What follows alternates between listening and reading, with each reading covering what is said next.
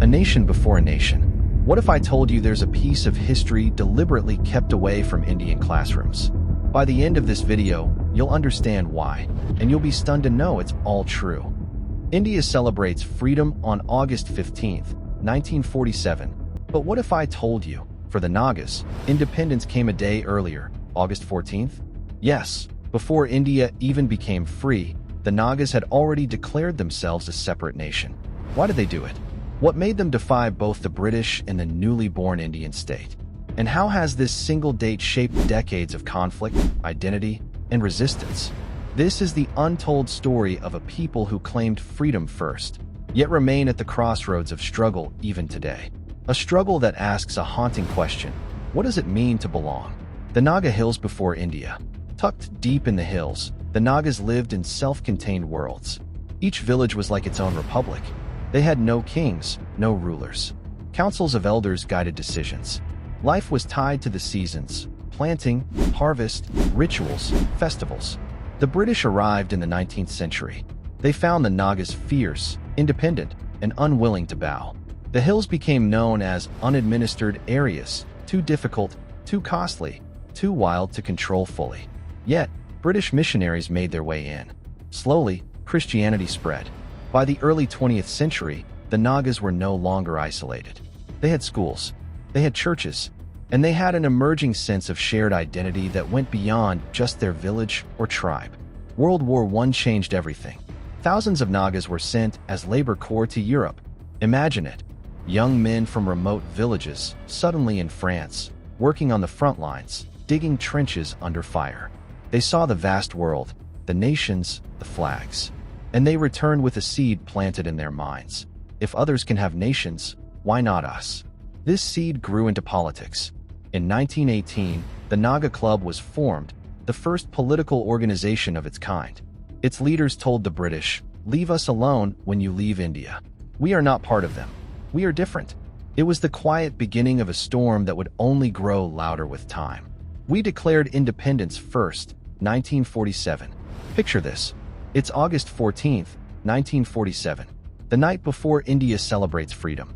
In the hills of Nagaland, far from the noise of Delhi and Calcutta, a small gathering takes place. No fireworks, no crowds, just determination. The Naga National Council, NNC, under the leadership of Ongami Zapa Fizzo, issues a declaration: Nagas are independent. Think about that twist. While India was preparing to hoist the tricolor for the first time, the Nagas had already said, "We are not part of you." This wasn't random. The NNC had been working toward it for years. They argued that Nagas had never been conquered. They never signed treaties of accession with India. They lived as free people under their own customs. Why should Delhi decide their fate? To prove their case, the Nagas went further. In 1951, they held a plebiscite, a people's referendum. The result? Over 99% of Nagas voted for independence. On paper, it was overwhelming. In reality, it was ignored. For Delhi, this was a problem. India had just been born. The wounds of partition were fresh.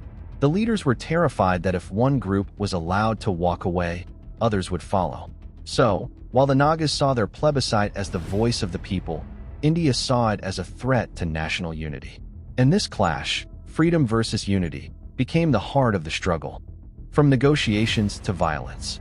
At first, Delhi tried dialogue. Prime Minister Nehru met Naga leaders. There were promises, talks, and even a few handshakes. But deep inside, mistrust ran both ways. For the Nagas, Nehru's words sounded hollow. They wanted recognition of sovereignty, not vague promises of autonomy. For Nehru, agreeing to independence was impossible. The breaking point came in the 1950s. Indian forces entered the hills. Roads were blocked. Villages were searched. Rebels retaliated. What had begun as petitions and letters turned into armed resistance. By 1956, the Naga underground had set up a government of its own, a federal government of Nagaland. It had its own army, its own administration, even its own tax system. In their minds, independence wasn't a dream. It was already real. Delhi responded with force. Troops poured into the hills. Entire villages were burnt to deny shelter to insurgents. Families were displaced. Stories of brutality spread, of people caught in crossfire, of homes destroyed, of entire communities uprooted. The Indian state, determined to crush the rebellion, introduced one of its most controversial laws, the Armed Forces Special Powers Act, AFSPA, of 1958. This law gave soldiers sweeping powers: shoot on suspicion, arrest without warrant, immunity from prosecution. For many Nagas, it felt like occupation, not governance. The jungles became battlefields. The hills echoed with gunfire. Nagas were now fighting not only for sovereignty, but for survival. The Jungle War. By the late 1950s, the Naga struggle had become a full-scale insurgency. Indian soldiers marched into villages. Naga fighters melted into the forests. The war was invisible, but everywhere. To crush the rebellion, the army used grouping of villages. Entire communities were forced to abandon their homes and resettle in controlled camps. The idea was simple: cut the insurgents off from their people. But the cost was devastating.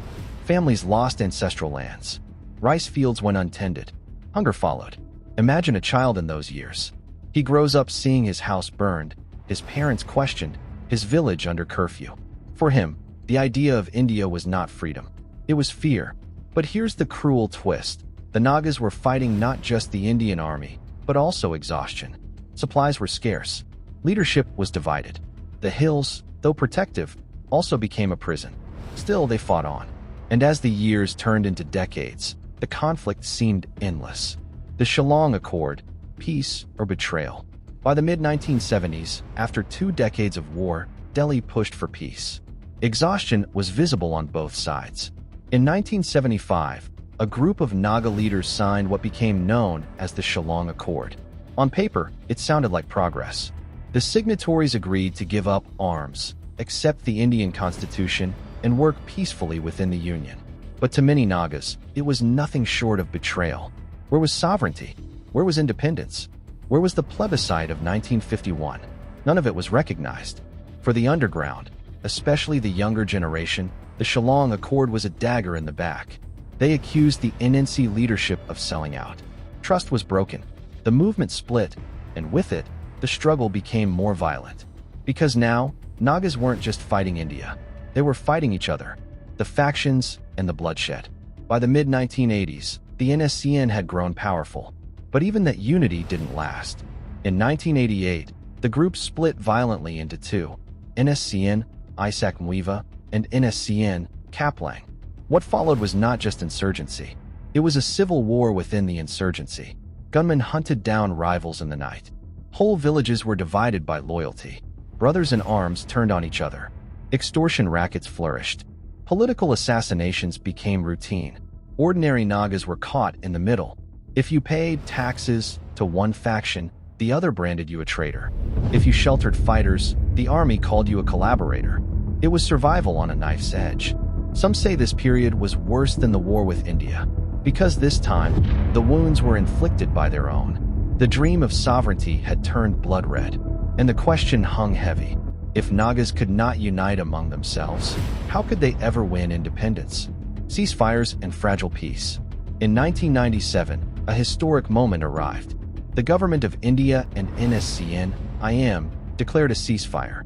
Guns were lowered, at least officially. For the first time in decades, there was a flicker of hope. Talks began. Round after round, year after year, Delhi promised an honorable solution. NSCN leaders demanded sovereignty, or at least a separate constitution, flag, and unification of all Naga areas into what they called Greater Nagaland. The negotiations became the longest-running peace talks in Indian history. Sometimes there were breakthroughs, sometimes only silence. In 2015, a new framework agreement was signed with much fanfare. Prime Minister Modi himself announced it, saying a final solution was near. But years passed. The details were never made public. Rival factions still pulled in different directions, and the final deal never arrived. Peace was there, but fragile. Like glass, it could shatter at any moment. The unfinished struggle. So where does the Naga struggle stand today? The ceasefire still holds. Talks still drag on. And yet, the heart of the conflict, the demand for Greater Nagaland, remains unresolved. This dream isn't just about Nagaland. It's about uniting Naga-inhabited areas across Manipur, Assam, Arunachal Pradesh, and even Myanmar. But here lies the problem. These states fiercely oppose any redrawing of borders. For them, giving away land is not just political suicide, it's unthinkable. Delhi is caught in the middle, promise too much, and neighboring states revolt. Offer too little, and Nagas walk away from the peace table. Children today may not hear the gunfire their grandparents did, but they still inherit the question, are we Indians first or Nagas first? And so the story ends not with a full stop, but with a question mark. Can the oldest insurgency in Asia ever truly end? Or will the Naga struggle remain a story without a final chapter? Comment your thoughts below.